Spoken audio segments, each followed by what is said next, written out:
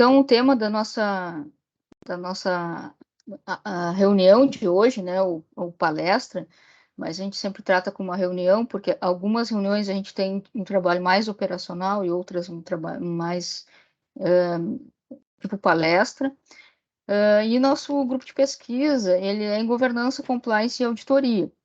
E hoje, dependendo do dia, a gente trata de um assunto diferente. Hoje, o tema é compliance das bases à aplicação prática. E quem vai apresentar o conteúdo para a gente é a Ive Lima Preto com Curli Carraro. A Ive é mestre em Contabilidade e Controladoria pela URGS, PPG Conte, bacharel em Ciências Contábeis pela Universidade do Vale do Rio dos Sinos e bacharel em Ciências Biológicas pela Universidade Luterana do Brasil. Atualmente ela trabalha como Compliance Officer e DPO, né, Data Protection Officer na empresa norueguesa de energias renováveis Statkraft SA. Se eu falei o nome errado, me corrija. Tá certo. Anteriormente, ela atuou como executiva de compliance corporativo do Grupo Gerdau, como foco em América Latina e América do Norte. Também possui experiência em auditoria interna, controles internos, gestão de riscos na Lojas Renner e auditoria externa na PwC. Então, o currículo fala por si só e a gente tem uma ótima oportunidade de poder trocar ideias contigo, Ive. Então, vou deixar a palavra contigo. Obrigada pela tua participação. Obrigada, professora Letícia, também quero te agradecer muito e agradecer a Gabi, né, uma amigona minha que trabalhou comigo na Price, trabalhou comigo na Gerdau, que me fez o convite, e quero agradecer muito vocês a oportunidade. Eu vou compartilhar aqui a apresentação, então. Eu não sei se eu consigo ver se alguém levantar a mão no chat, mas, por favor, fiquem à vontade para me interromper. Qualquer coisa a gente avisa, pode deixar. Então, tá. Acho que já dá para ver, né? Já está aparecendo. Já. Tá ótimo. Então tá, pessoal. Então, como a prof. Letícia falou, vou falar um pouquinho do compliance. Bem assim, eu tentei trazer bem o que a gente faz na prática conforme os pilares, né? Conforme os princípios de compliance. Então, eu sempre gosto de começar explicando para mim, assim, o que eu entendo como compliance, né? Se a gente for ver a tradução do verbo lá do inglês to comply, que é cumprir, mas o compliance tem a ver com observância, com conformidade, né? Então, eu sempre gosto de trazer que compliance é conformidade. E conformidade com o quê? Conformidade com as regras, conformidade com a legislação, conformidade com o código de conduta da empresa que tu trabalha ou da universidade que tu estuda, né? Conformidade com as políticas internas da tua empresa, porque nós não temos só código de conduta, nós temos uma série de políticas e regras que o colaborador, né, que o funcionário tem que seguir. Então, é estar em conformidade com todos esses normativos. Isso que é o compliance, certo? E aí a gente tem os pilares de compliance, ou o que a gente chama, né, o programa de integridade ou o programa de compliance.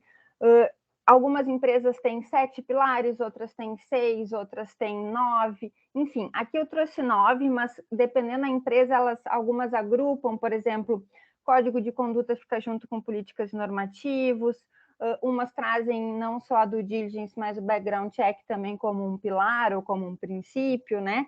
Então, tem uma certa variação de empresa para empresa, mas no fim, uma coisa está dentro da outra. Os pilares são mesmos de compliance, certo? Então, eu vou passar por todos esses pilares, eu tentei trazer coisas bem na prática mesmo, o que a gente faz, quais são os princípios, né, em relação a cada um desses pilares. Então, a gente tem a questão do código de conduta, o suporte da alta administração, educação continuada, né, dos colaboradores, gestão de riscos, monitoramentos, políticas e normativos, integrity due diligence ou IDDs, que chamam, canal de denúncias e a cultura de ética e integridade, que eu deixei por último, porque para mim eu entendo que é uma das partes mais importantes dos pilares dos princípios de compliance. Sem a cultura, sem a adesão dos colaboradores de uma empresa a essa cultura de ética e integridade, muitas coisas não funcionam. Então, eu deixei por último ali para mostrar para vocês e falar um pouquinho mais. Certo? Então, o primeiro, pessoal, é o código de conduta, né? Então, ele é como se fosse um farol, né? Um norte de como o colaborador deve atuar. Então, é um guia do que a empresa espera do colaborador em relação a diversos fatores, né? Em relação à diversidade, em relação à corrupção, em relação a respeito, questões de discriminação, regras de cortesia. Então, é um guia. Como que eu tenho que atuar enquanto colaborador dessa empresa? Também existe o guia, a maioria das empresas, né, possui um guia de conduta para terceiros também, que é muito parecido com o de colaboradores, mas o foco são, né, em contratados. Normalmente, quando tu contrata uma empresa, então tu já coloca esse guia como fazendo parte, né, esse código de conduta como fazendo parte para que os terceiros também sigam as regras, né, de boa convivência, de ética e conduta da empresa que está contratando. Esse código de conduta precisa, sim, de uma revisão periódica, né? Geralmente com aprovação do Conselho de Administração, falando aqui de grandes empresas. E por que precisa dessa revisão, né? A cultura provavelmente não muda, as boas práticas não mudam, mas os temas precisam, sim, às vezes, ser atualizados. Então, por exemplo, a gente teve muitas questões sobre diversidade agora, né? Então, muitos códigos não falavam sobre esse tema. Então, temos que incluir proteção de dados pessoais, né? Veio agora o advento recente da LGPD, da Lei Geral de Proteção de Dados. Então, é uma coisa que tem que estar inserida, sim, no código de conduta. Diversidade, sustentabilidade, né? Temos o ESG, meio ambiente, enfim. Então, ele precisa, sim, ter sempre essa revisão periódica e uma aprovação formal. Também aplicável a todos os colaboradores, e aqui independentemente de cargo ou localização, isso é bem importante. Então, é um código de conduta que vale desde o estagiário até a alta administração. São as mesmas regras para todo mundo, independente, empresas que têm sede, né, em vários países, é o mesmo código de conduta. Todos devem seguir a mesma regra. E aí, pessoal, o que é importante, né? Não basta termos um código de conduta. A gente precisa garantir que todo mundo conheça o que diz esse código de conduta na prática. Não é só um guiazinho que a pessoa entra na empresa e tu entrega. A gente tem que ir além disso, né? Então, como que a gente faz? Normalmente, quando se entrega o código, se pega uma declaração que a pessoa leu, entendeu, né? E vai seguir, vai conduzir a sua jornada, né, na empresa de acordo com aquelas regras, mas atualmente a gente tem outras opções, né? Tem todo esse mundo online. Então, tu pode pegar, sim, o documento físico assinado, ou tu pode fazer um documento online para a pessoa assinar online, né, com o login dela, da empresa já. Também tem uma outra forma que a gente também já utilizou, que é fazer um pequeno treinamento, um e-learning pequenininho sobre o código de conduta, então passando as principais regras, os principais tópicos do código, e ao final deste treinamento, então a pessoa ali vai aparecer se ela está de acordo ou não com tudo que ela aprendeu ali, que vai seguir e estar aderente a todas as regras, e aí ela já, ou se não estiver, por favor, entre em contato, né, com o compliance. Mas se tiver, ela já dá o ok ali no treinamento, e isso já vale, né, como um compromisso dela, porque compliance a gente sempre precisa de evidências. Então, a gente fica com a evidência que ela fez o treinamento do código de conduta, que ela assinou, mesmo que digitalmente, né, com o login dela, concordando que ela conhece as regras e que ela vai estar aderente a essas regras enquanto colaborador da empresa. Também, pessoal, é importante a gente ter esse treinamento periódico, não é só quando a pessoa entra na empresa. Então, cada empresa define a sua periodicidade, mas é importante termos. Então, a maioria das empresas fazem treinamentos bianuais, que são os refreshes do código de conduta. Então, a gente pode fazer formas diferentes de apresentar o mesmo tema. Então, tu pode fazer um treinamento presencial, tu pode fazer um treinamento online, tu pode fazer no próprio aplicativo, né? Hoje a gente tem uma série de maneiras de fazer treinamentos, mas o importante é retomar todos esses temas, todas essas regras do código de conduta de forma periódica e pegar de novo o ok ali, ou até às vezes fazer um testezinho de retenção para entender, né, o que as pessoas realmente entenderam ou não entenderam das regras do código de conduta. Também é possível. Então, a gente precisa ser criativo, né? Porque também não dá para fazer sempre o mesmo treinamento todo ano. E, por fim, pessoal, uma coisa que é bem importante do código, ele deve sim ser parte integrante do contrato de trabalho do colaborador. Então, dentro do contrato tem que haver uma cláusula colocando que ele deve estar aderente também, que ele tem a obrigação de conhecer as regras do código de conduta e seguir essas regras, né, enquanto colaborador da empresa. Então, isso também nos garante, também é uma evidência, né? Que nem eu disse, para compliance tudo a gente precisa muito de evidência, mas a gente não quer só uma coisa de papel, né? A gente quer uma coisa que realmente a pessoa saiba, ela leu, ela conhece as regras, é isso que importa para a gente. Isso também tem a ver com o que eu falei da cultura, né, de compliance, as pessoas saberem quais são as regras, não tem aquela questão, eu cometi, às vezes nem é um erro, né, mas eu cometi um deslize porque eu não sabia. Não, isso não cabe mais, né, por isso que a gente tem que também, a empresa tem que se resguardar e dar treinamentos, conversas, enfim, eu vou falar um pouquinho mais sobre isso aqui nos próximos slides.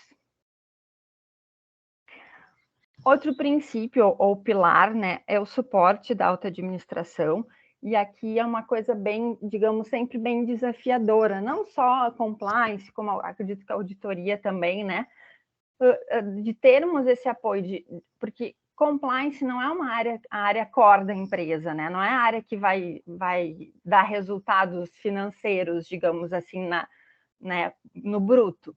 Então, tem toda essa cultura, essa questão do entendimento da auto-administração, da importância de termos um programa de compliance na empresa, né? Então, é um trabalho de formiguinha, assim, essa conscientização. Então, a auto-administração, ela tem que garantir que compliance tenha orçamento e recursos adequados, né, para poder fazer o seu trabalho da melhor forma possível nessa implementação do programa de compliance. O tone from the top que a gente fala, né? Então a gente ressalta sempre, deve ressaltar sempre que os líderes sim têm que ser exemplo. Então não adianta a empresa ter uma boa, ter políticas, ter normativos, ter código de conduta, mas não ter essa cultura de se seguir as regras, né? Não termos o exemplo da alta administração. Então vejam como isso é bem importante. Apoiar explicitamente a cultura de integridade, então cabe, e aqui não só a auto-administração, mas eu estendo também para os líderes, para os coordenadores, que são aquele público que estão bem perto dos colaboradores no dia a dia, né? Então, eles também têm que ser esse exemplo, eles também têm que apoiar de forma explícita, né, a cultura de integridade. Então, falar sobre temas de compliance, participar das atividades de compliance, incentivar os colaboradores a participarem das atividades de compliance que a área proporciona durante todo o ano, né? Então, isso também é bem importante. Como que a gente faz isso muitas vezes? A gente cria metas anuais de compliance para a liderança. Então, isso impacta naquele bônus lá do final do ano que cada líder, né, vai receber. Então, um exemplo aqui de meta, né, que a gente coloca, a gente cria, normalmente no começo do ano, a gente cria um plano de ação de compliance para a diretoria.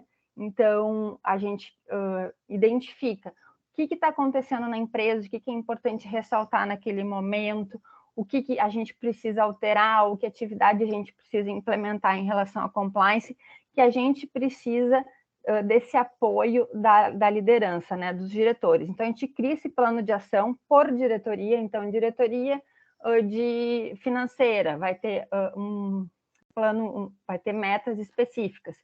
O próprio presidente, diretoria jurídica, então a gente cria metas para a diretoria. Então, a gente faz todo esse plano de ação anual.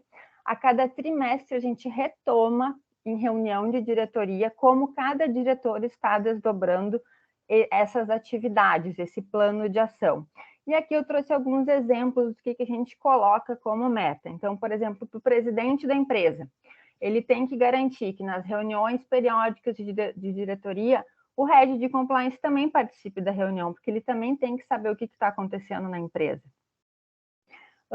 Outro exemplo, uma diretoria, digamos, de assuntos regulatórios ou de governança, enfim, ampliar as manifestações de apoio ao programa de compliance dirigidas ao público externo, porque a gente também não pode só falar para os colaboradores, né? A gente tem que ser compliance também para todos os nossos stakeholders, todos os nossos parceiros de negócio.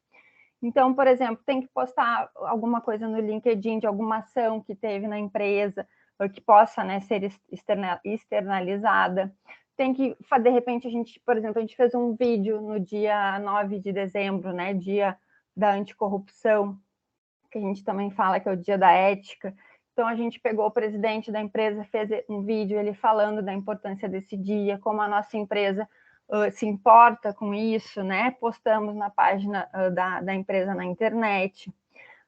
Quando eles forem participar, os diretores de alguma reunião de associação, né, reunião de classe, dar alguma palestra, sempre trazer o tema de compliance, a importância da ética, né, a nossa conduta. Então, como meta, a gente colocou isso. Também, outro exemplo, garantir, e aqui, por exemplo, para a diretoria de suprimentos, né, ou procurement, garantir que as solicitações de due diligence ocorram em todos os contratos de alto risco.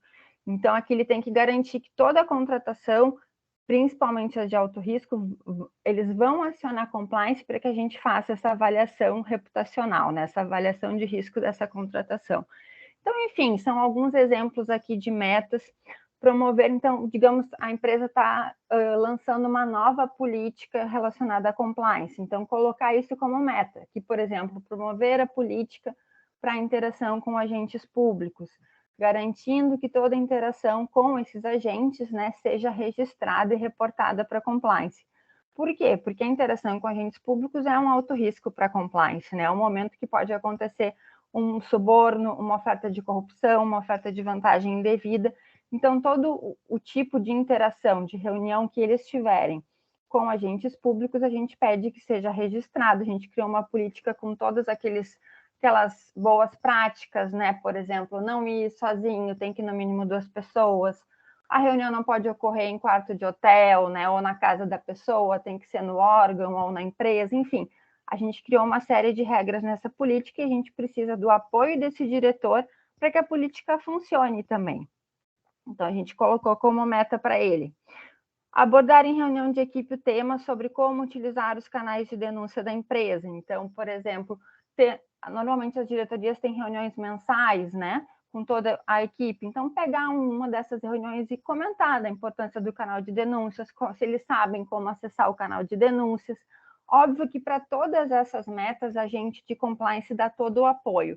A gente fornece o material que eles precisam, a gente ajuda a agendar, se for necessário, a reunião, a gente dá treinamento para os próprios diretores de como fazer, desdobrar essas metas. Então, a gente está sempre dando todo o suporte para que eles alcancem, né, e coloquem em prática as metas, porque também é nosso interesse, não só deles por ser meta, né, anual, mas de compliance também. E, por último, ali eu trouxe o exemplo, garantir que toda interação com concorrentes passe por aprovação prévia e seja registrada. Então, ele garantir que o time dele, que vai haver uma interação com algum concorrente, em alguma reunião, enfim, alguma questão de alto risco, ele tem que ser informado, tem que ter uma aprovação, isso tem que ficar registrado, tem que ter uma ata, enfim. Então, são metas que são práticas, boas práticas de compliance, que ajudam a área de compliance, que a gente coloca lá para a diretoria nos ajudar a desenvolver isso, a garantir com o time deles, o time de cada diretoria, praticar, né? Então, normalmente a gente faz 2 metas por diretoria e a gente retoma com eles a cada trimestre o andamento dessas metas, e aí eles falam na frente de toda a diretoria como que está esse desdobramento, inclusive eles colocam percentuais, indicadores, então fica uma coisa bem bacana, assim, principalmente para compliance. Pessoal, aqui então outro pilar que é a educação continuada, né? Então, ali a gente viu, por exemplo, do código de conduta que tem que ter esse refresh, tem que ter essa periodicidade. Não adianta, a gente tem que estar sempre provendo, né? Alimentando a questão da ética e da integridade na empresa. Então, geralmente, também no começo do ano ou no fim do ano, a gente faz um planejamento conforme tudo que aconteceu naquele ano, todas as questões que nos chamaram a atenção, os riscos que a gente apurou. Então, a gente faz um planejamento. Quais treinamentos as diretorias, as áreas precisam, né? De repente, a área de, não sei, de vendas precisa de um treinamento sobre a lei concorrencial. Então, a gente consegue identificar, conforme situações que são relatadas ao longo do ano e conforme a gente vai acompanhando as áreas, que tipo de treinamento que é necessário. Então, a gente faz todo um planejamento anual, por exemplo, treinamento sobre conflito de interesses, treinamento sobre concorrência leal, treinamento sobre o próprio canal de denúncias. Então, a gente faz todo um planejamento anual. É importante termos, sim, treinamentos presenciais. Temos a opção do e-learning também agora, né? Ou os treinamentos remotos. Damos toda a integração não só para os colaboradores. Então, quando o colaborador entra, ele passa por toda uma integração de compliance. Aí a gente aborda questões de ética, questões do código de conduta, principais políticas. Então, a gente faz isso com colaboradores e também com a maioria dos terceiros que nos atendem também passam por essa integração. Os terceiros, a gente fez um videozinho que é mais rápido, mas mesmo assim, eles têm que ter uma lista de presença, eles assinam, tudo que nem eu comentei, tudo para compliance, né? É importante termos a evidência também. Então, sempre os treinamentos, sempre com lista de presença. A gente também desenvolve um workshop anual só de compliance. Então, todo ano a gente elenca alguns temas importantes e a gente, todas as pessoas da empresa param nesse momento para participar desse workshop anual de compliance. Então, vejam que a gente consegue movimentar toda a empresa, né? Ah, não conseguimos participar, enfim, pessoal de planta é mais difícil. Tudo bem, a gente faz uma repescagem para esse pessoal de planta, mas a gente sempre tenta garantir que quase 100% das pessoas participem desse workshop. Certificados, aqui, pessoal, uma coisa bem legal de se implementar, que é a gente notou que as pessoas gostam de compartilhar as suas aprendizagens. E é como um marketing instantâneo. Então, sempre não, mas é uma boa prática todos os treinamentos dar certificados para essas pessoas, para esses colaboradores. E eu entrei no LinkedIn e trouxe dois exemplos aqui para vocês. Se vocês entrarem no LinkedIn, vocês vão ver que realmente as pessoas gostam de compartilhar. E não deixa de ser um marketing para a empresa também, a questão, né, de treinamentos de ética e integridade. Então, aqui eu entrei esses dias no LinkedIn para pegar esse print para vocês. Então, aqui tem da própria Americanas, né? Uma colaboradora, enfim, que participou do curso de ética e conduta. Então, querendo ou não, ela está divulgando uma boa prática da Americanas, né? Que é dar esse treinamento para seus colaboradores, é falar sobre ética. E também aqui um outro exemplo da Equatorial Energia, que eu acho até que é uma concorrente da Statcraft. Então, também, né, uma colaboradora divulgou o seu certificado de conclusão no curso de compliance que a empresa deu para os seus colaboradores. Então, vejam que essa é uma boa tática também, né? Como eu disse, não deixa de ser um marketing espontâneo. E campanhas, né, pessoal? A gente, geralmente, também no começo do ano, quando a gente faz todo esse planejamento, a gente já define que tipos de campanhas a gente vai fazer, que temas que a gente vai abordar naquele ano. Então, por exemplo, campanha de combate ao assédio, campanha fazer o certo. Então, o que é fazer o certo? E aí a gente consegue desdobrar várias atitudes.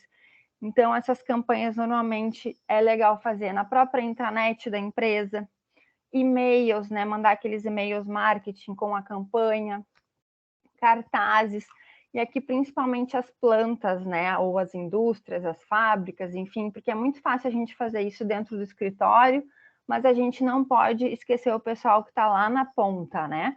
Então, cartazes, nas TVs, fazer uma semana ou um mês de campanha e colocar lá nas TVs que às vezes ficam nos refeitórios ou na Copa, enfim, deixar passando a campanha, os contatos para o canal de denúncias, isso, querendo ou não, são sementinhas que a gente vai plantando nas pessoas nessa questão da cultura, né, da educação de ética e integridade. Acrílicos de mesa também são opções, própria proteção de tela do computador, tem empresas que permitem isso, né?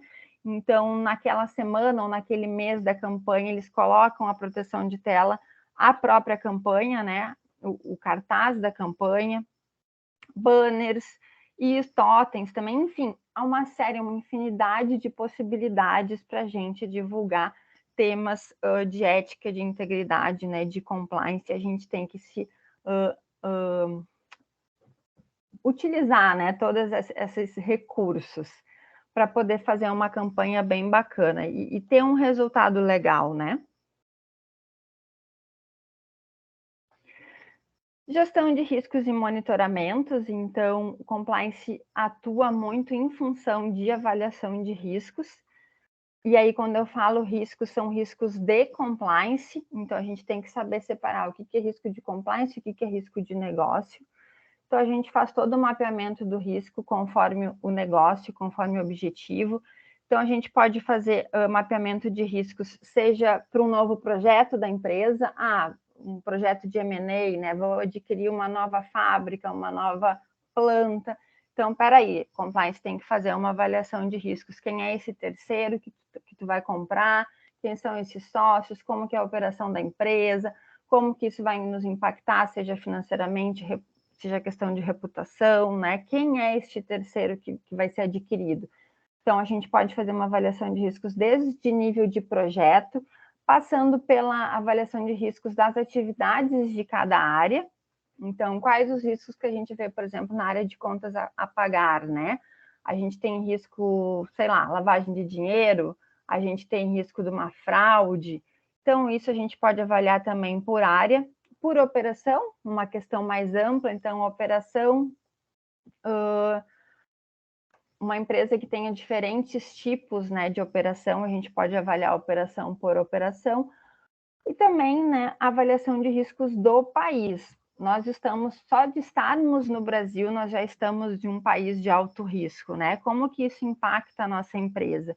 Então, também a gente consegue fazer avaliação de riscos de compliance a esse nível. Como que funcionam essas avaliações?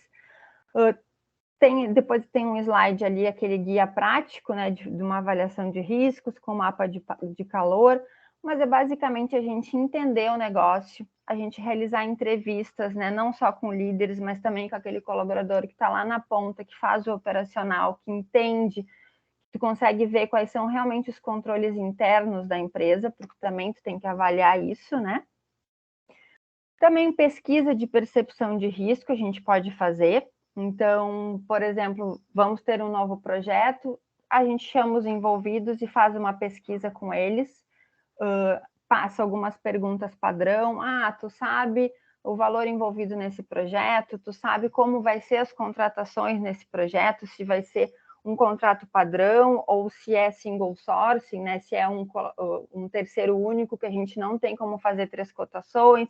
Então, a gente começa a fazer perguntas para entender o nível de risco daquela situação, pela percepção de quem está ali atuando, né? De quem está ali no operacional.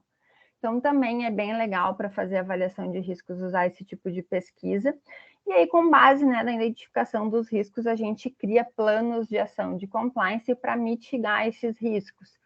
Então, por exemplo, um novo projeto, a gente cria um plano de ação para esse projeto e, assim como eu mostrei ali para vocês da diretoria, a gente cria planos de ação para vários líderes que vão atuar nesse projeto. Então, por exemplo, o líder tem que divulgar o canal de denúncia dentro do novo projeto, o líder tem que definir como que vai ser o caixinha, né, do projeto lá na planta, que é aquele dinheiro que fica, por exemplo, quando precisa ir ali na esquina comprar um clipe, vai ser dinheiro, vai ser um cartão corporativo, então ele tem que definir e passar pela aprovação de compliance. Enfim, a gente cria uma série de planos de ação para garantir, né, que a gente mitigue os riscos que a gente identificou nessa avaliação. Também podemos depois atuar com monitoramentos, né, principalmente de ações de alto risco. Então, por exemplo, monitoramento de contas a pagar. Então, o que foge do comum que está sendo pago? Vamos dar uma olhadinha aqui. Monitoramento, até trocas de e-mails com concorrentes. Né, tu pode definir algumas palavras e aí criar um sistema que te traz. E aí, já entrando mais na questão de digitalização, que é bem importante para a compliance, um sistema que já te dá esse alerta quando alguma palavra entrar nessa troca de e-mails com concorrentes, Enfim, tu pode criar uma infinidade de monitoramentos para mitigar os teus riscos. E como eu comentei, é necessário sempre segregar, né? E é bem linear isso. O que é o risco de compliance e o que é risco de negócio? Eu vou mostrar depois para vocês alguns exemplos. Aqui, pessoal, um roteiro prático, né? Que é aquele mapa de calor, também eu trouxe aqui para vocês, que já é bem conhecido. Então, como se faz de forma bem genérica e básica, né? A avaliação de riscos. Então, tu tem que entender o negócio, entender qual é o objetivo, porque o risco é o efeito da incerteza sobre o objetivo estabelecido, né? Então, tu tem que entender o que é esse objetivo, o contexto do negócio, para tu conseguir fazer essa mensuração. Aí, depois, entendido o que pode afetar a concretização desses objetivos. Se faz aquele mapa de calor, né, que a probabilidade desse risco se concretizar e o impacto disso, sempre levando o impacto muito para a questão, né, financeira. Identificado o apetite ao risco daquela situação, né, e do negócio como um todo. Depois se identifica quais medidas que já existem, né, para mitigar esse risco. Então, que ações já existem, quais são os controles internos, quais são os monitoramentos que já são feitos. E aí, com isso, se faz um outro mapa de calor, que é do risco residual, então, o risco que restou, né, mesmo com todos esses controles, que tipo de risco a gente ainda tem. Então, esse que é o mapa principal, digamos assim, que vai nos guiar para o nosso plano de ação, para adicionar mais monitorias, adicionar mais controles internos, né? Definir quem são os responsáveis por cada atividade, isso é bem importante também, para depois a gente fazer um follow-up. Então, de forma bem prática, né? Eu trouxe aqui para vocês, mas óbvio que dá para aprofundar bem mais, né? E aqui, pessoal, riscos de compliance. Então, eu trouxe aqui para vocês, são 7 riscos. E eu queria saber de vocês se vocês sabem identificar quais desses não são riscos de compliance. Então, a gente tem o primeiro ali, risco de se fazer negócios com empresas que financiam ou praticam crimes. Risco de fornecedores não entregarem os produtos no período combinado. Risco de se fazer negócios com empresas oriundas de países com embargo ou outras restrições legais. Risco de se obter vantagem indevida, risco de entrada de uma nova concorrência e aí afetar as vendas, risco de prática de discriminação, assédio, intimidação e o risco dos clientes não estarem satisfeitos com o produto que lhes foi vendido. O que vocês acham? Algum palpite? O 2, o 5, 7.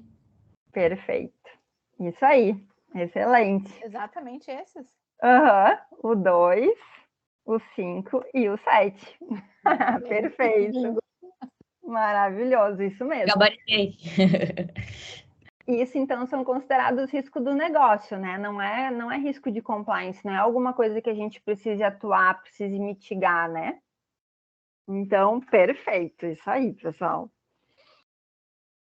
E aqui eu trouxe alguns exemplos, né? Óbvio que são muitos riscos, mas então como que a gente faz, né? Então a gente elenca os riscos, por exemplo, práticas anticompetitivas, é um risco de compliance. Que tipo de práticas? Divisão de mercado, e aí a gente coloca a definição, porque isso também nos ajuda a enxergar, né, esse risco atrelado ao negócio, atrelado à empresa que tu está trabalhando. Então, combinação de preços e o transfer price, isso que a gente considera o nosso principal risco quando a gente fala de prática anticompetitiva em função do negócio, em função da atuação da empresa que a gente está avaliando no caso. Ausência de autorizações legais de funcionamento, então, né, funcionar sem alvará, funcionar sem licença, ou conseguir aquela licença, né, com um pagamentozinho, com um suborno. Enfim, temos esses riscos. Risco de fazer negócio com terceiros que tenham alguma atividade antiética, que financiam ou praticam crimes. Então, que tipos de crimes são esses? Então, tudo a gente vai colocando no papel para que a gente consiga enxergar e fazer uma avaliação bem completa, mas eu confesso que é uma lista gigante de riscos. Então, eu trouxe só alguns exemplos. Aí temos a questão do crime financeiro, né? Terceiros que realizam ou realizaram, né, algum tipo de lavagem de dinheiro que a gente tenha conhecimento, que tenha feito uma evasão de divisa, que tenha desviado recursos, que financiem o terrorismo, que mantém caixa 2. Então, isso é um risco de compliance. Risco ambiental, né, crime ambiental. Então, utilizar de crianças, por exemplo, né, trabalho infantil para a extração de minerais, por exemplo, enfim. Tudo a gente tem que sempre linkar com o negócio, tá, pessoal? Crime trabalhista, né? Então, mantém trabalhadores em condição análoga de escravo, trabalho infantil, frustram os direitos, né, que são assegurados por lei. Crime contábil, fiscal, então adulteração, sonegação fiscal. Temos o risco de fazermos negócios com empresas, né, sancionadas ou com algum embargo internacional. Então, de novo, eu tenho um negócio e meu negócio vende para X países. Espera aí, quem são esses países, né? Então, a gente tem que verificar isso também. Esse país possui alguma sanção, possui algum embargo? Que tipo de sanção, que tipo de embargo? Então, eu trouxe só alguns exemplos, mas a lista é bem grande, tá? E aí, botando isso no papel, a gente consegue sentar com o líder da operação, com o líder do negócio e entender como que esses riscos funcionam naquela atividade, e aí a gente faz toda aquela avaliação de riscos. Seguindo aqui, pessoal, políticas e procedimentos. Então, para compliance isso é bem importante, até para o compliance que a gente chama de compliance consultivo, porque a gente incentiva muito as pessoas, tá com dúvida, pergunta. Vocês não têm que tomar uma decisão que vocês não têm certeza sozinhos, né? Compartilhem o risco, a gente sempre fala. Então, a política vai nos dar esse subsídio para o compliance também poder dar uma resposta adequada e conforme as regras da empresa. Então, é preciso a gente ter essas regras escritas. Garantir que todos os colaboradores tenham acesso facilitado a essas políticas da empresa. De novo, não pode dizer, eu não sabia, né? A gente tem que garantir que todo mundo tenha acesso às regras da empresa. Eles precisam saber o que pode e o que não pode. Então, garantir esse acesso facilitado, geralmente nas empresas é a área de compliance que cuida das políticas e procedimentos, que é o guardião das políticas e procedimentos da empresa. Então, aqui alguns exemplos de políticas que têm estreita relação com compliance, né? A própria política de compliance, tem empresas que também têm política anticorrupção. Mas tem a lei anticorrupção, por que eu preciso de uma política interna? Gente, precisa, é que nem código de conduta. A gente sabe que a gente não pode roubar, a gente sabe que a gente não pode discriminar, mas tem que estar escrito, para a pessoa, ela tem que saber a regra da empresa. Então, é uma super boa prática ter uma política de compliance, ter uma política anticorrupção. Doações e patrocínios é bem importante, porque é um risco alto, né, de compliance. A política de medidas disciplinares do RH também nos dá muito subsídio, é muito importante. Às vezes, a própria compliance ajuda ao RH a desenvolver esse tipo de política. Política de contratos, e aqui entra aquela questão de fazer a avaliação reputacional dos terceiros, né, a due diligence que a gente fala. Então, tem que estar escrito que é regra, contratos de alto risco, por exemplo, que tenham valores acima de tanto, que tenham empresas que já tiveram alguma ocorrência, enfim, listar o que é alto risco. No mínimo, esses contratos têm sim que passar pela avaliação de compliance antes de se fechar o contrato. Então, é importante compliance também ter o tempo hábil para fazer essa due diligence, né? E isso tem que estar escrito, tem que ter uma regra. Relacionamento com agentes públicos, que foi o que eu comentei antes, né? O que pode, o que não pode. E é bem importante isso, pessoal, porque realmente as pessoas não têm a noção de risco que compliance tem nessa situação. Qual é o problema de eu fazer uma reunião com o prefeito, né? Poxa, ele convidou a gente para um almoço na casa dele, para falar sobre questões da empresa, qual é o problema? Então, as pessoas às vezes não entendem o problema, e por isso que tem que ter regras, né? Por que não pode fazer uma reunião na casa do prefeito? Porque lá é um ambiente que ele vai estar muito à vontade. Se ele quiser agir de má fé e propor, né, alguma vantagem indevida, vai ser ali que ele vai fazer. Então, não pode. Então, essa política de relacionamento com agentes públicos traz isso, a necessidade da transparência nessa interação. Então, tem que estar lá agendado lá no Outlook, as pessoas têm que saber que tu foi nessa reunião, tem que ter uma ata se tiver alguma decisão, né? Tem que ir no mínimo 2 pessoas, que é aquela regra que chamam dos 4 olhos, né? Enfim, tem uma série de regras, essa política é bem importante para compliance. Política de cortesias também, o que pode, o que não pode se ofertar, se receber, né? Por que não pode. Política de conflito de interesses e política de prática concorrencial. Existem outras políticas, mas aqui eu trouxe alguns exemplos de que tem assim uma relação bem estreita com compliance que nos ajuda muito, né? Também.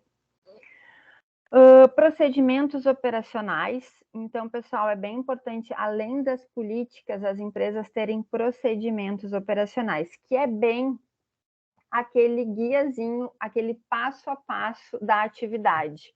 Ah, mas por que isso é bom? Imagina se a pessoa sai da empresa, ou várias pessoas da mesma área saem da empresa ao mesmo tempo. Como que esses processos necessários vão ter uma continuidade, né? Os novos chegam, quem que vai passar em tempo hábil isso para ele?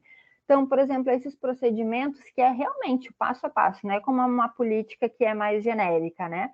É o procedimento operacional mesmo, as áreas têm que ter, pelo menos, né, das atividades mais críticas. Então, qualquer coisa, a pessoa entra, pega o procedimento e sabe o passo a passo, tudo que ela tem que fazer, qual o sistema que ela tem que entrar, qual é a transação, os limites que ela pode colocar, por exemplo, ali para pagamento, a política de alçadas de aprovação também é bem importante, né? Então, temos as políticas e temos os procedimentos. Fluxo de revisões e aprovações. Então, por exemplo, vai sair uma nova política corporativa. É importante, sim, passar pela avaliação, pelo menos do jurídico, passar pela avaliação de compliance, da auditoria interna, porque, de novo, às vezes a gente vê riscos, vê questões que a área que está fazendo a política, que não tem expertise, não consegue enxergar. Então, a gente auxilia, a gente faz toda uma revisão, faz as recomendações, e aí depois, né, tem a aprovação formal ali da diretoria da área. Não basta termos as políticas, temos que divulgá-las muito bem, de novo, né? As pessoas têm que conhecer as regras e, se possível, treinar as pessoas para cada nova política da empresa, ou fazer refreshes também das políticas conforme a necessidade, né? De novo, é aquela sementinha que a gente vai plantando. E ter esse controle de versões e revisões periódicas também. Então, tem determinadas políticas que precisam ser revistas a cada 2 anos.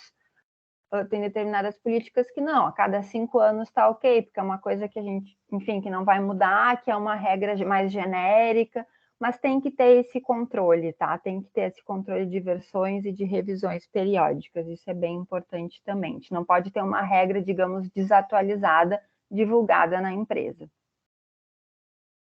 E aí, aqui os tipos, né, geralmente, que as empresas têm, então, a política corporativa, que ela se aplica, então, a todas as empresas da organização, independente da localização, né, uma política que abrange todas as operações de negócio, independente se é aqui no Brasil, se é na Ásia, se é nos Estados Unidos. Então, por exemplo, a própria política de compliance, ela não vai mudar independente do tipo de operação, independente da localização. Então, ela é uma política corporativa. Depois a gente tem as políticas locais, porque a gente tem leis locais, né, que são diferentes, por exemplo, de país para país. Então, aplicável localmente conforme os processos locais. Então, por exemplo, uma política de suprimentos.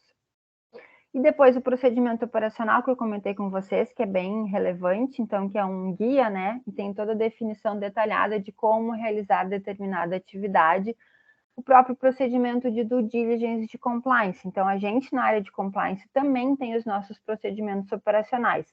Se chegar um novo colaborador lá, foi contratado só para fazer due diligence, ele vai saber, ele vai pegar esse procedimento e vai estar ali, entre no sistema tal, pesquise tal, formalize em tal sistema, ou em Word, ou no Excel. Então, vai estar ali o passo a passo.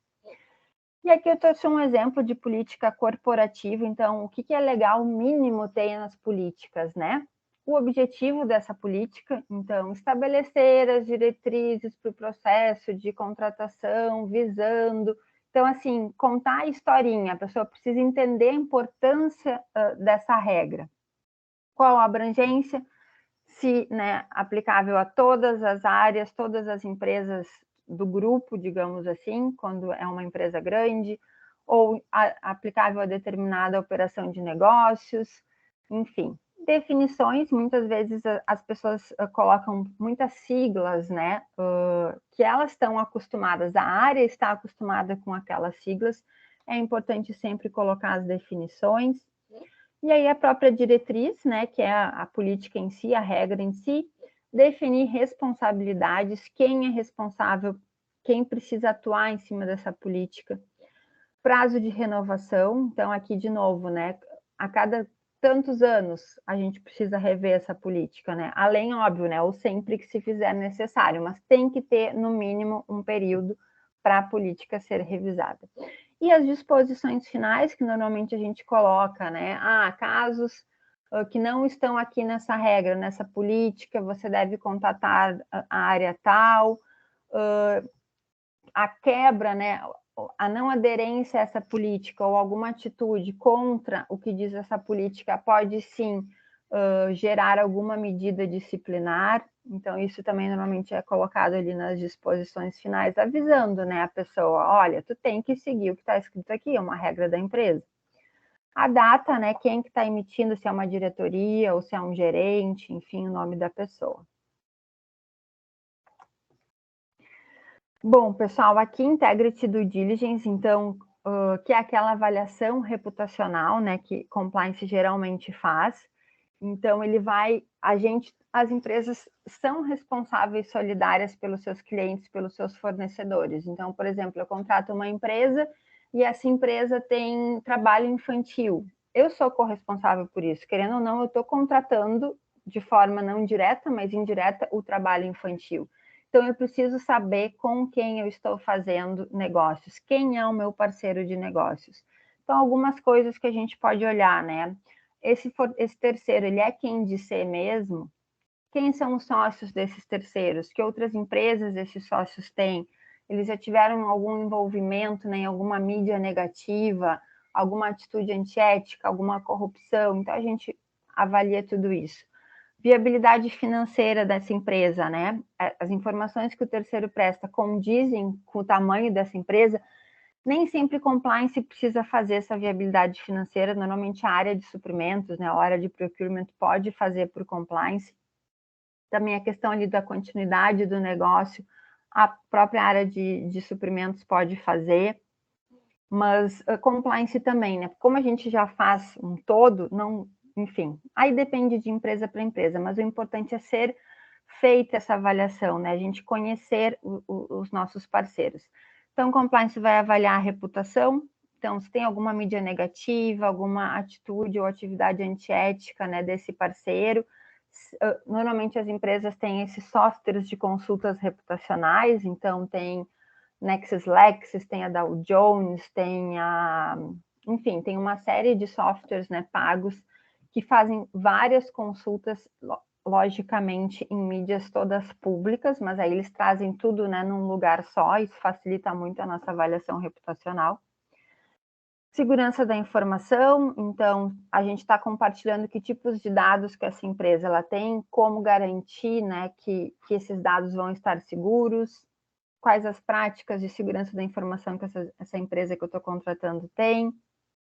Em caso de algum desastre, enfim, incêndio, essa empresa tem condições de continuar o seu negócio. Próprio compliance, né? As medidas de compliance ética estão em linhas com os valores da minha empresa, então eles têm código de conduta. Quais os valores dessa outra empresa que eu estou contratando condizem com os meus? Isso também é muito importante. ESG, né? Compromisso de sustentabilidade, governança, direitos humanos. Questão de parceiros, esse terceiro, ele controla quem são os terceiros dele, né? Quem são os fornecedores dele. ele faz essa avaliação, essa due diligence dos terceiros dele, porque isso também pode respingar em mim. Então, é importante eu fazer essa avaliação também. E o próprio conflito de interesses, né? Esse terceiro que eu estou contratando, ele possui algum relacionamento no âmbito pessoal com algum executivo da minha empresa, com algum outro colaborador que vai fazer parte, né, desse negócio que eu estou fechando, com algum conselheiro, enfim, a gente também faz essa avaliação se há possibilidade de ter algum conflito de interesse. Certo? Então, a questão da responsabilidade solidária que eu comentei, a gente pode enviar um questionário de avaliação reputacional para esse terceiro também, porque aí, querendo ou não, a gente tem de forma evidente, temos a evidência do que ele respondeu, do que ele está declarando nesse questionário, e aí o questionário tem a ver com essas questões que eu comentei aqui com vocês. Aí, feita a avaliação, né, consultadas mídias negativas, softwares de consultas, a compliance vai recomendar ou não essa parceria, indicando sempre riscos e medidas de mitigação. Porque às vezes não é só dizer não, não pode contratar, ou pode contratar, mas pode contratar com isso, isso e isso de medidas mitigatórias, conforme tudo que a gente observou quando a gente fez essa avaliação. Importante sempre colocarmos cláusulas de compliance no contrato com o terceiro, e aí a cláusula vai ser mais restritiva ou menos restritiva conforme o tipo de contratação e o risco dessa contratação. E também, além dos terceiros, a gente também tem esse papel de conheça seu colaborador, né? Quem são os colaboradores que eu estou contratando? Então, a gente passa um questionário de segurança sempre para o candidato finalista, quando ele está em processo de contratação pela empresa. Acho que eu botei aqui no próximo slide um exemplo. Também declaração de veracidade, a gente pega uma declaração de que tudo que ele está colocando ali naquele currículo que ele nos mandou e tudo que ele está declarando nesse questionário é verídico. E a gente também pode fazer o background check, principalmente para cargos altos, né? Cargos de tomada de decisão. Então, a gente pode fazer essa avaliação reputacional também, é uma boa prática, sempre, pessoal, consultando mídias públicas, né? Não há nada, é sempre o que já é público, mas que a gente consegue identificar, né? Então, aqui alguns exemplos de opções para verificação de informações em banco de dados. Então, muitas empresas não têm condições de ter um software, né, para fazer essas consultas reputacionais automáticas. Então, consultar a Receita Federal ali, né, na parte da empresa para identificar quem são esses sócios, consultar o Consulta Sócio, que também ele vai nos dizer quais empresas que esse sócio tem, que outras empresas ele tem, que outros negócios ele está envolvido, né? Isso é bom para a gente ou não é bom para a gente, é recomendado ou não. Aí o próprio cadastro ali daquele portal da transparência, né, do governo também é bem importante, que tem o cadastro de empresas inidôneas e suspensas, cadastro de empresas punidas, cadastro de condenações cíveis, né, por improbidade administrativa. Também temos o cadastro de entidades sem fins lucrativos que são impedidas, e os próprios mecanismos de busca, né, o Google, enfim, sempre colocar o nome da pessoa, da empresa, e aí tu pode colocar do lado palavras como corrupção, fraude, lavagem de dinheiro, que aí ele associa, né, e traz na busca alguma mídia negativa, se houver.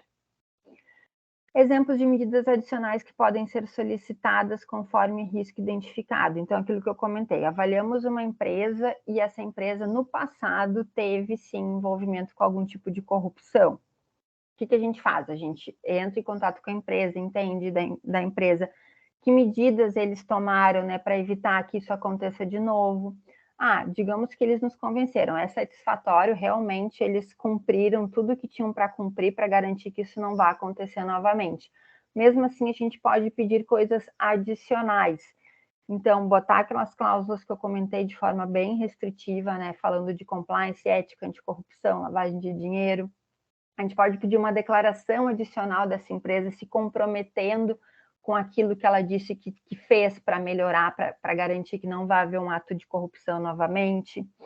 A gente pode dizer, ok, então a gente quer que tu assine um termo de ciência do código de conduta, não, podemos pedir para o representante legal da empresa ou podemos pedir para todos os colaboradores que vão prestar o serviço aqui dentro da minha empresa.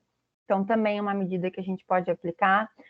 combinar, vamos fazer uma nova due diligence daqui a, sei lá, 6 meses, já que essa empresa é alto risco. Solicitar que esse terceiro se comprometa a implementar uma política ou, às vezes, implementar um canal de denúncia, se ele não tem. Então, a gente pode pedir para ele fazer isso. E também representantes do terceiro e colaboradores que atuarão na contratação passar por uma integração, né? Que é a integração do código de conduta que eu comentei com vocês, e aí talvez abordar algum assunto mais em específico que tenha a ver com o risco que a gente identificou dessa empresa. Então, tudo isso a gente pode também fazer, caso a gente identifique que ainda, mesmo que tem que se contratar, vai se contratar essa empresa, mas ela tem alguns riscos. Então, a gente pode tomar essas medidas adicionais. Pessoal, é bastante coisa, vocês vão me perguntando, mas eu acho que já está no finalzinho. Canal de denúncias, né, que a gente já está careca de saber da importância desses canais de reporte, coisas que são importantes, né, que o colaborador possa fazer, não só o colaborador, mas os terceiros também, né, toda a comunidade deve ter acesso ao canal de denúncias. Então, a possibilidade de se fazer uma denúncia anônima, garantir a confidencialidade dessa denúncia, garantir a não retaliação desse denunciante ou de quem cooperar na investigação, ser imparcial, isso é muito importante, até a pessoa que recebe uma denúncia, né?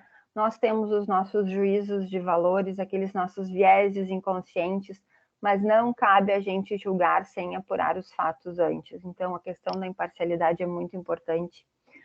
Passar toda a orientação ao denunciante, né? Principalmente deixar ele tranquilo em relação à questão da não retaliação, de como será conduzida a investigação. Então, muitas empresas fazem uma política, né, um disclaimer de como acontece isso. O canal de denúncias, né, ser interno e externo, de fácil acesso. Então, é uma boa prática colocar atalhos nos sites, né, na página da intranet, na página da internet.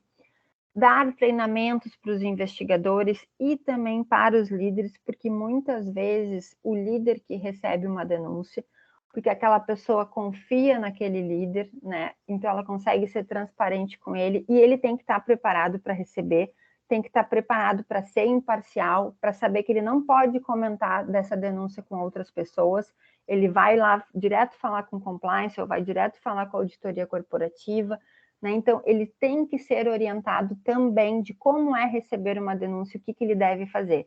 Porque isso nos garante que a denúncia não vire uma fofoca, que exponha-se quem é o denunciante, ou o próprio denunciado, às vezes não é verídico e pode manchar a reputação da pessoa, né?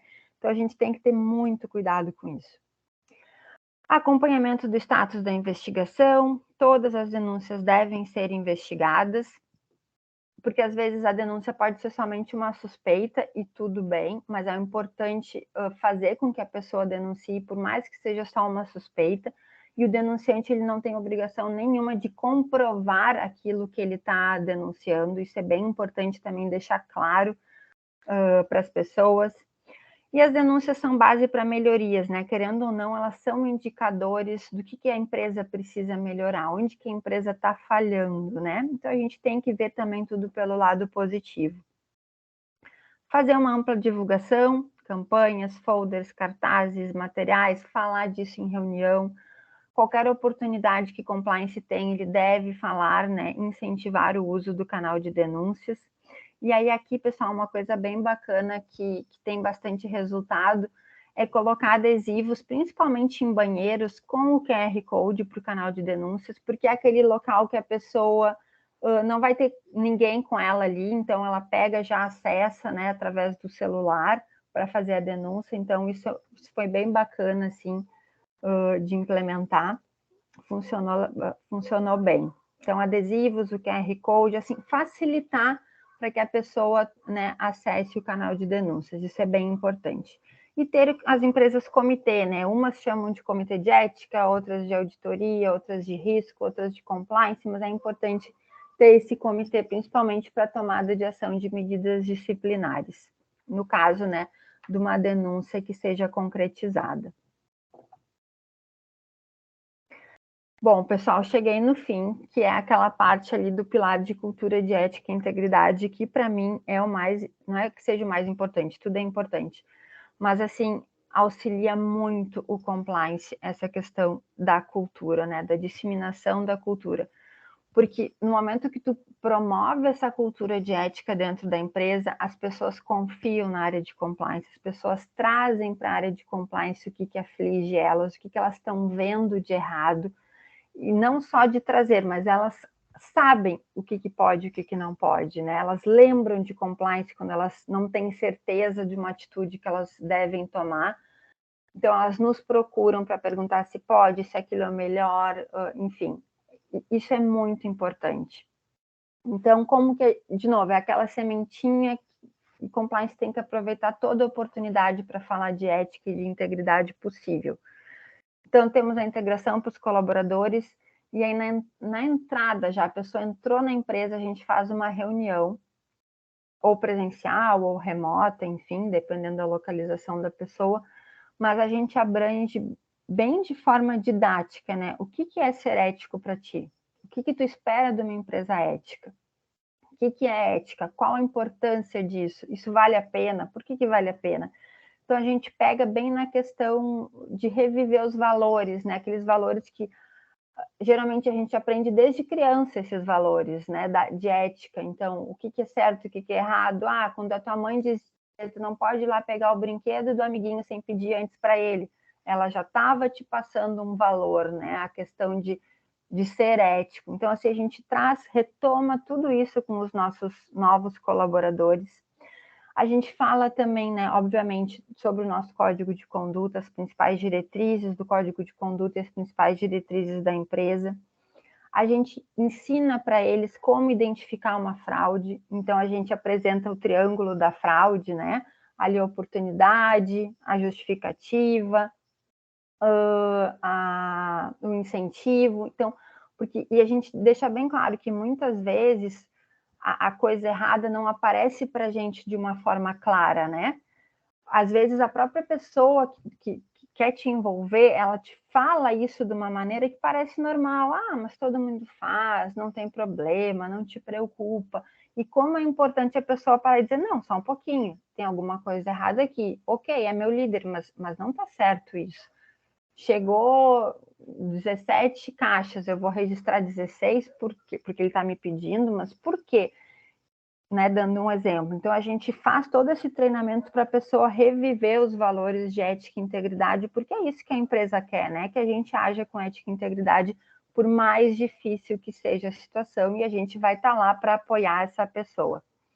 Então, a gente faz toda essa integração para todos os novos colaboradores. A gente coloca as metas que eu conversei com vocês, não só para a diretoria, mas a gente faz metas coletivas de compliance para todo mundo. Então, todo mundo, por exemplo, tem a meta de participar de todos os treinamentos que sejam mandatórios de compliance. Metas individuais, por exemplo, para líderes, falar sobre um tema de compliance na reunião trimestral da equipe. Então, a gente coloca lá como meta, a gente faz o PPT para ele apresentar, ou desenvolve um treinamento, ajuda ele a ele cumprir essa meta. Então, isso também nos ajuda muito, essa questão das metas, porque a gente sabe que onde mexe no bolso, né, o pessoal corre atrás.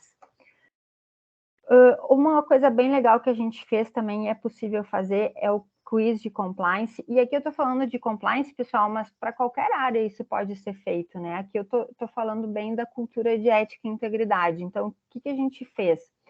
É um quiz, por exemplo, a gente pega questões do nosso código de conduta e a cada mês a gente envia uma pergunta para todos os colaboradores, e aí pode ser, por exemplo, tem empresas que fazem, quando a pessoa entra na intranet, sai um pop-up com a pergunta.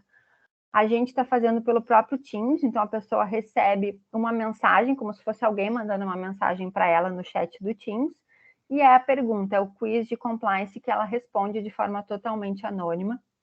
Então, isso nos dá subsídios também para entender onde que a gente precisa melhorar, onde compliance tem que atuar mais, tem que fazer treinamento, tem que fazer campanha. Então, a gente pega os temas do código de conduta e transforma em perguntas de verdadeiro ou falso, que a pessoa simplesmente vai clicar o que ela acha e depois aparece a resposta certa.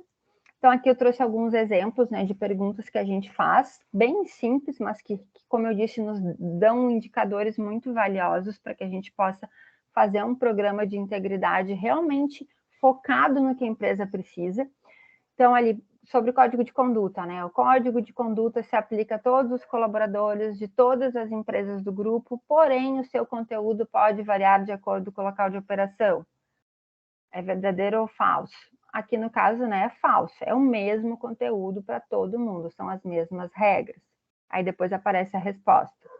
Anticorrupção. Aí às vezes a gente coloca pegadinhas, às vezes a gente faz bem fácil, né? A gente vai variando o nível de dificuldade. E é bem legal que as pessoas gostam de participar, principalmente porque elas sabem que é anônimo. Então elas não têm também uma obrigação, aquela vergonha de responder. Então quando a gente recebe as respostas, a gente consegue ver só a localidade da pessoa, qual região que ela é, por exemplo, do Brasil, a gente consegue ver, mas a gente não consegue ver que área, não consegue ver quem é, mas isso nos ajuda. De repente, para tal região, a gente tem que fazer uma campanha mais focada em corrupção. Então, isso para a compliance é muito valioso. Então, ali outro exemplo de corrupção, né? Não há problema em recebermos uma vantagem devida, desde que sejamos beneficiados com tal vantagem e a área de compliance seja informada. Então, às vezes a gente faz uma coisa assim, tipo, não tem problema porque a área de compliance está sabendo. Não, tem problema, né? É falso também. Assédio moral. Então, as pessoas podem confundir aquela crítica do líder, né, com um assédio moral. Então, a gente colocou a crítica pontual de um líder, é um trabalho realizado, né, pelo colaborador e um pedido para que esse seja refeito, pode ser configurado como assédio moral. Então, enfim, a gente traz perguntas relacionadas aos temas do Código de Conduta, mas que também podem acontecer ali no dia a dia, diferentes níveis de dificuldade, mas é bem bacana, assim, o pessoal gosta bastante de participar, e isso, que nem eu disse, são indicadores valiosos para a compliance poder fazer, né, o seu programa de integridade focado no que está acontecendo na empresa. Também uma coisa bacana de se fazer, que ajuda na cultura, é a pesquisa de percepção da ética no ambiente de trabalho. Então, pode-se fazer anual, bianual, a cada 3 anos, mas é uma coisa que também traz para a compliance uma série de indicadores valiosos de como está a ética na empresa. Então, ali eu coloquei alguns exemplos de perguntas que se pode fazer na pesquisa, né? Então, a percepção se a empresa é ética com os parceiros de negócio, né? Na opinião da pessoa. Aí a segunda ali, se algum colaborador não segue as orientações de conduta ética, você acha que a empresa logo percebe isso e tenta corrigir? Então, isso é um ponto legal da gente saber, se eles entendem que a gente atua rápido, que a pessoa, né? Enfim, que a gente fica sabendo o que está acontecendo ou não. Último exemplo ali, você afirmaria para seus familiares e amigos que a nossa empresa possui um ambiente de trabalho ético? Então, tu pode perguntar, porque quando tu fala para familiares e amigos, a gente quer dizer assim, as pessoas que tu confia, que tu fala tudo, né? Que tu não mente, tu diria que a nossa empresa é ética, né? Tem um ambiente de trabalho íntegro? Então, sempre perguntas assim, bem que com a resposta já te dá um direcionador de como tu pode seguir, né? Como tu pode melhorar a questão dessa cultura de ética e integridade. Dá para perguntar, por exemplo, questões relacionadas ao líder direto da pessoa. Você acha que o seu líder atua com Enfim, dá para fazer uma série de perguntas que isso nos ajuda a definirmos, né, os próximos passos do programa. E aqui, pessoal, por último, não adianta, a gente tem que falar o tempo todo sobre ética e compliance. Que nem eu disse, é uma sementinha, a gente tem que fomentar, as pessoas precisam ouvir, parece que não, mas elas precisam ouvir, relembrar periodicamente o que é ser ético, né? Por que é bom tu deitar a cabeça no travesseiro todo dia com a consciência tranquila que tu está fazendo a coisa certa. Então, é falar, pessoal, é fazer treinamento, isso é muito bom para a cultura de ética e compliance, né? Então, compliance é apresentar os seus temas em reuniões de resultados de equipe. Então, ser convidado, né? Que o diretor te convide, que o gerente te convide para te dar um espaço de 10, 15 minutinhos para falar um pouquinho de compliance para aquele time, né? No momento. Então, isso é muito bacana. A gente tem uma prática também, discussões de cases de compliance, então isso também está na meta das pessoas. Então, a gente faz 2 cases de compliance, 2 dilemas de compliance, por exemplo, conflito de interesses, aí a gente conta lá uma historinha, e aí pergunta, você acha que isso é correto? Como que você agiria? E depois tem a resposta correta. Então, a gente faz essa apresentaçãozinha a cada trimestre, e o líder é que tem que conduzir com os seus liderados esses cases. Então, há uma discussão na equipe, há um momento de discussão na equipe sobre temas de compliance, isso é muito valioso. Muitas vezes eles nos convidam também para participar, mas eles têm que tocar essa questão, eles têm que ser o exemplo, né? Então, a gente fomenta isso. E também a gente faz essas discussões de cases com a própria diretoria. Então, a gente traz, de repente, alguma notícia que saiu na mídia, faz um case e discute com a própria diretoria como eles deveriam seguir nessa situação. Então, de novo, falar sobre compliance desde o pessoal, desde o estagiário até a diretoria. Termos essa cultura de compliance consultivo que eu comentei com vocês, que é ser transparente, que é deixar bem claro, tu não precisa ter vergonha de perguntar, nos consulte, manda um e-mail, me chama no Teams, enfim, mas pergunta, tá em dúvida se é certo ou não fazer isso? Pergunta. Tá em dúvida se é um conflito de interesses? Pergunta, né? Então, assim, a gente ter essa cultura do compliance consultivo também é muito bom para compliance. Treinamentos, palestras, e aqui focando o pessoal não só no escritório, porque é mais comum, é mais prático para a gente está ali no escritório, no ambiente do dia a dia, mas a gente não pode esquecer o pessoal da planta, que está lá na ponta, eles precisam desse tipo de treinamento, eles precisam ouvir sobre esses temas. E aqui eu trouxe até umas fotos de palestras, treinamentos recentes que eu dei, lá na planta, né? Então, parou todo mundo só para ouvir, relembrar o que é ser ético, a nossa campanha que a gente estava fazendo no momento, né? Como que essa campanha, como que isso impacta o dia a dia deles. Então, é levar para as pessoas, não adianta. E isso é essencial para a gente garantir essa cultura de ética e integridade. E aí, também, importante passarmos essa confiança no processo de investigação e de denúncias. Isso também ajuda muito compliance, né? Ajuda muito as pessoas confiarem a fazer um reporte de uma inconformidade. E a gente consegue descobrir o quanto antes, consegue, né, terminar o que está acontecendo de errado o quanto antes. Então, pessoal, para mim, cultura de ética e integridade é essencial, assim, não adianta, a gente tem que colocar o rosto e conversar com as pessoas. Para finalizar, eu trouxe uma tirinha que eu acho bem bacana, que é da Mafalda, né? Então, ela chega em casa ali para a mãe dela, tome, pensei em ficar com o troco da padaria para comprar bala, mas não consegui. E tudo por causa do maldito inquilino que começou a dizer que isso é muito feio, que não se faz e sei lá o quê. Inquilino? Que inquilino? Perguntou a mãe dela. E aí ela disse, esse que a gente tem aqui dentro. Que é a questão, né, pessoal, dos nossos valores, né, de ética e de integridade que não nos deixam tomar as atitudes erradas, né, dos nossos princípios. E é isso, pessoal. Obrigada, acho que eu me estendi um pouquinho demais já. Eu sei que Oi, Vi, muito obrigada pela tua explanação. Acho que extremamente clara, extremamente objetiva. Acho que foi uma das uma das abordagens mais claras de compliance que eu vi até hoje, né? Legal. A gente costuma falar muito desse tema, mas ele é sempre um pouco conceitual demais, eu acho, né? E eu sempre acho que a gente precisa trazer uma visão mais concreta das coisas, né? Até porque, ainda mais pegando o teu exemplo, né, que é Compliance Officer, DPO, é uma realidade nova que as empresas estão descobrindo há poucos anos, né? Então, há 5 anos atrás, a gente não tinha essa figura do Compliance Officer, né, ainda mais o DPO, que é extremamente recente. E como a gente está num ambiente universitário também, na academia, é um universo que se abre também para os nossos alunos, né? Então é importante saber, e acho que essa linha de abordagem que tu fez, desde da parte conceitual até efetivamente a prática, é muito interessante. Só para destacar alguns pontos, essa questão da ética é extremamente importante fazer com que as pessoas saibam, porque as pessoas precisam saber a regra do jogo, né? E às vezes não adianta tu cobrar alguma coisa se tu não explicou para a pessoa qual era a regra, o que ela tinha que fazer.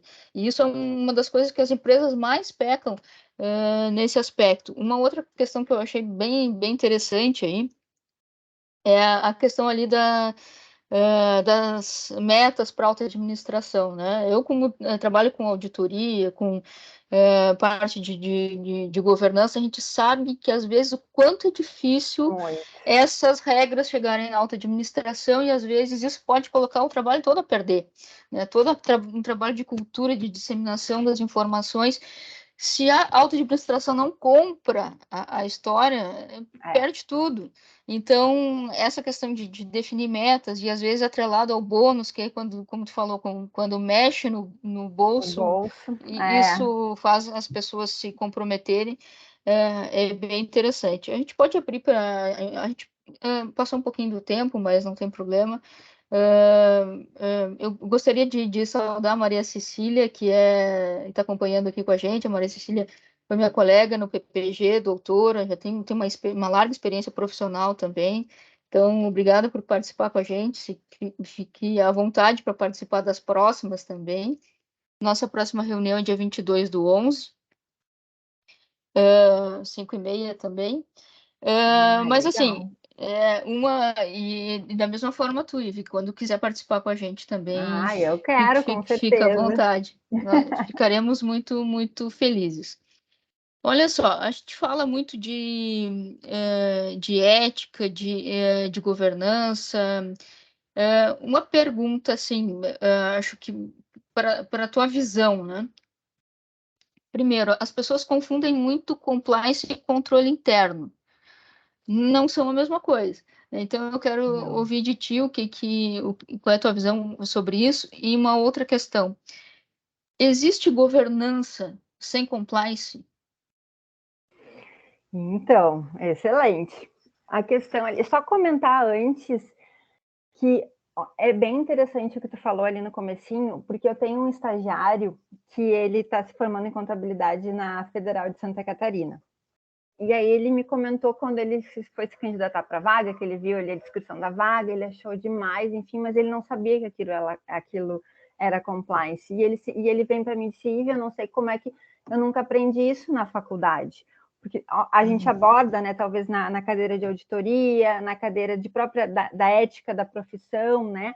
Mas eu não tinha noção que isso era compliance. Então, ele sempre me pergunta como é que a gente não consegue falar mais disso nas universidades, né?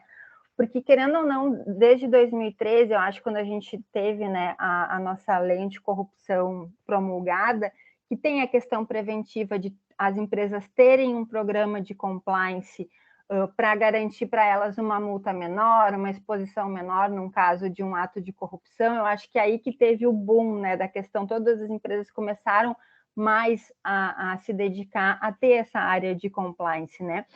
E muito antes, eu acho que isso também era do papel da governança, do papel do auditor, né? E aí junta com os controles internos, porque a gente tem aquela parte de gestão de riscos, onde a gente avalia os riscos de compliance e ali a gente tem que sim mapear os controles internos que vão mitigar esses riscos de compliance.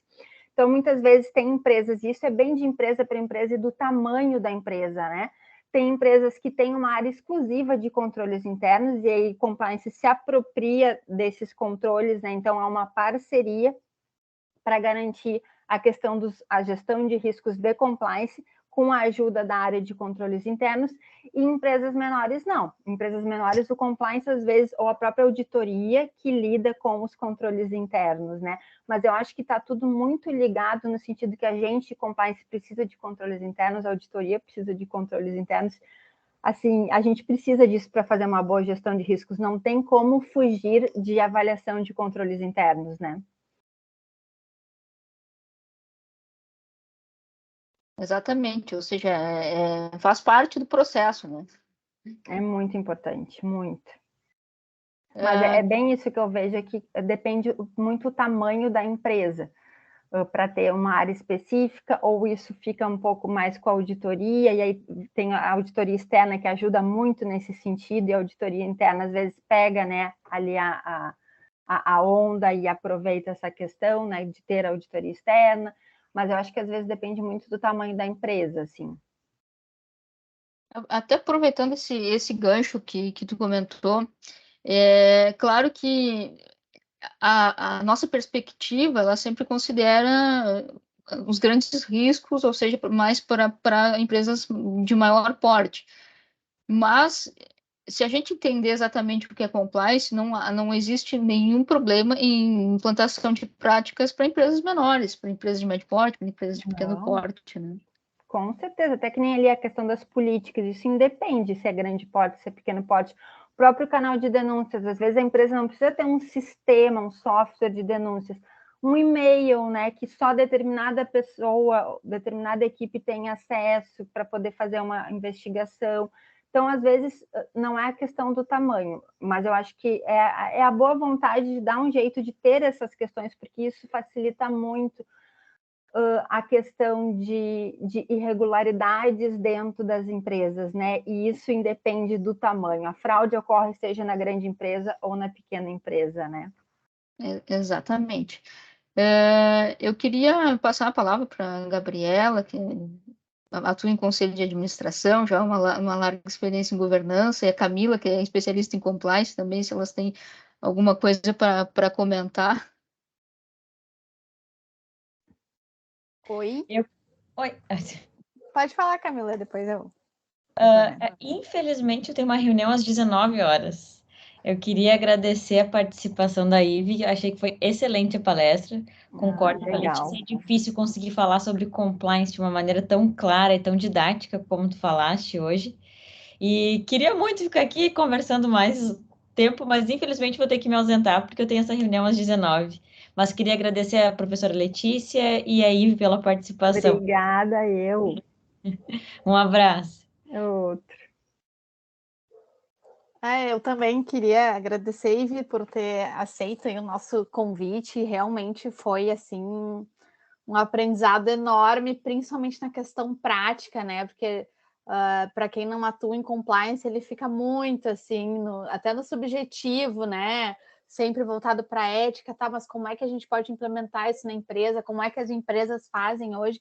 E tu trouxe inúmeros exemplos, né, de como que a gente pode implantar o compliance, enfim, em qualquer tamanho de companhia. Então, fico também muito orgulhosa assim, de ver tudo que tu construiu nesses últimos anos estudando compliance e atuando na área, que já faz bastante, né, Ivy? Deve fazer uns 6 anos agora que tu está só em compliance, né? Acho que então, um pouquinho mais.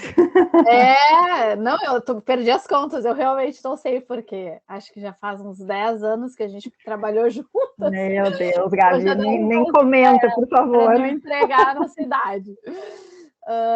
E a gente está organizando, né, professora Letícia, um e-book de compliance, que até a Camila, que acabou de sair, que ficou de organizar para a gente assim que ela concluir algumas questões pessoais que ela tem. No próximo ano, se eu não me engano, acho que no início de 2023 a gente vai poder se dedicar, e fica também o nosso convite, né, Letícia, para tu nos ajudar ou contribuir com algum capítulo aí desse e-book. Mas brigadão mesmo, foi incrível, foi muito bacana mesmo. Será muito útil, e eu quero agradecer a Gabriela também pela indicação da Ive. Então, acho que a gente já se conhecia e já participou uma vez, mas a Gabriela trouxe teu nome, então foi extremamente importante, assim. E fica o convite para participar outras vezes, para retomarmos o assunto, porque é um assunto que não se esgota, né? Ele está sempre se renovando, sempre com questões novas, a gente pode abrir outras vertentes aqui, para a questão do ESG, para a questão, enfim, da própria questão da LGPD, mas foi uma excelente aula, assim, quero te agradecer. Obrigada, eu que agradeço. Adorei, é uma ótima oportunidade sempre poder falar, né, de compliance, ainda mais para vocês. Então, eu que agradeço o convite, fiquei muito honrada, brigadão mesmo. Bom, pessoal, muito obrigada. Acho que as comunicações internas do grupo a gente passa ali no grupo do WhatsApp depois, a questão da atualização do nosso livro. E encerramos por aqui. Vou parar aqui a gravação.